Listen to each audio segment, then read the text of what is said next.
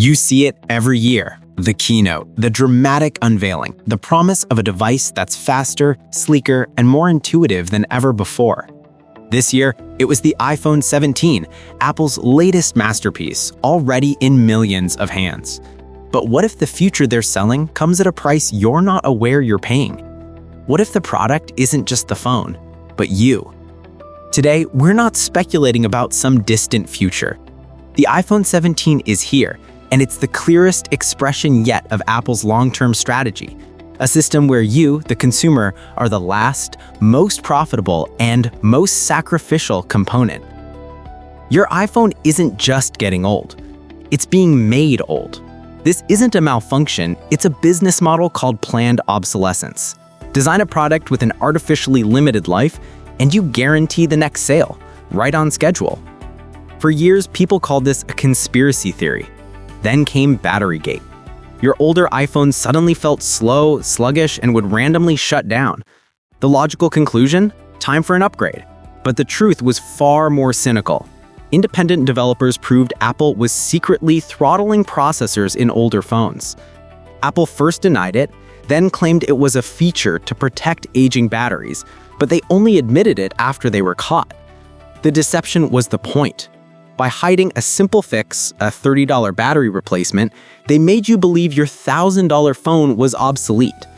That strategy fueled billions in upgrade revenue. Legal settlements cost Apple hundreds of millions, but for a company sitting on $160 billion in cash, that's just overhead. Now, with the iPhone 17, the playbook continues, just more quietly. No more blatant throttling. Instead, software updates that accelerate battery degradation and designs that make repairs nearly impossible. They've learned to make obsolescence feel inevitable, not engineered. You bought it, but do you really own it? For years, Apple's answer was a quiet no. You were a long-term licensee of hardware under their absolute control, enforced through a war on your right to repair. Their weapon? Parts pairing. Replace a screen or battery with even a genuine Apple part, and your phone might disable Face ID, show warning messages, or throttle performance. Only Apple's authorized shops with proprietary tools could bless the repair. Apple claimed it was for security, but even when safe and authentic parts were blocked, the truth was clear. This was about control, not safety. They lobbied against right-to-repair laws for over a decade. And when forced to launch a self-service repair program, it came with a $1,200 credit hold and 80 pounds of tools just to swap a battery. But here's the twist. The walls are cracking. Facing global pressure from the EU's Digital Markets Act to US state laws, Apple began backing down in 2024. By the time the iPhone 17 launched, parts pairing for screens and batteries had been officially discontinued. Independent repair shops can now fix your phone without software penalties. Genuine used parts are supported, repair manuals and tools are more accessible than ever.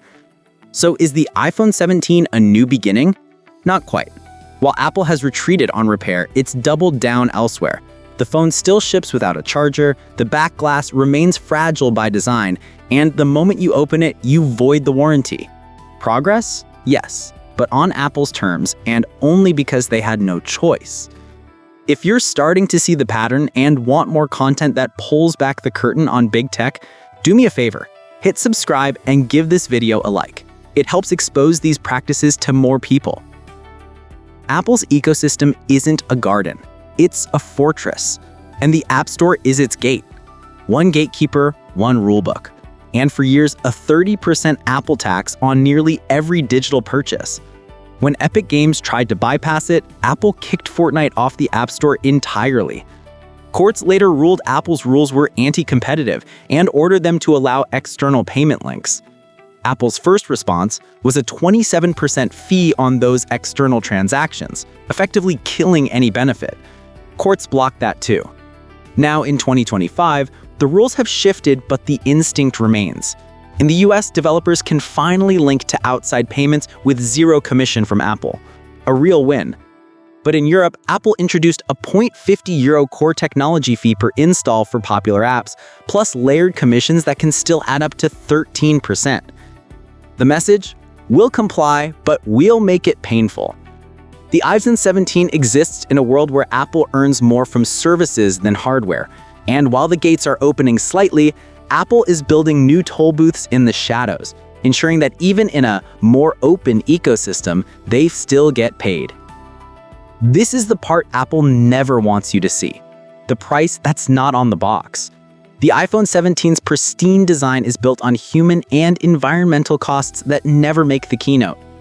For over a decade, investigations into factories like Foxconn, the infamous iPhone City, have revealed systemic abuse.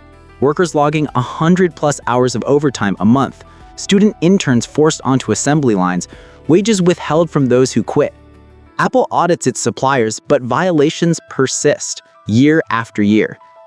Then there's the environmental toll. A phone designed to be hard to repair is a phone designed to be discarded. E-waste is now the world's fastest growing waste stream, and Apple's devices are a major contributor.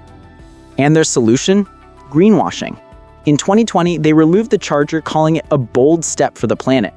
But analysis showed it saved Apple over $6 billion. Savings never passed to you. Instead, they turned chargers into a high-margin accessory. The iPhone 17 still ships without one. These aren't isolated issues. They're an interlocking system. Planned obsolescence creates the need for a new device. Repair barriers, now weakening but still present, make repairing the old one costly. The App Store locks you into Apple's ecosystem, ensuring your next phone is likely another iPhone. And the privacy and premium branding make you overlook the hidden ledger of exploitation. The iPhone 17 isn't the beginning of this system, it's the refinement. A device where you sacrifice your money on a predictable upgrade cycle. You sacrifice full ownership, though that's slowly changing. You sacrifice choice in a tightly controlled digital world, though regulators are prying it open. And you unknowingly become complicit in a global supply chain that sacrifices workers and the planet for sleekness and speed. The next time you hold your iPhone 17, ask yourself, what is the real price? And who is really paying it? Thanks for watching. If this opened your eyes, share this video. It's a story that needs to be told. Don't forget to like, subscribe, and hit the bell so you don't miss the next investigation. Let me know your thoughts in the comments below. See you in the next one.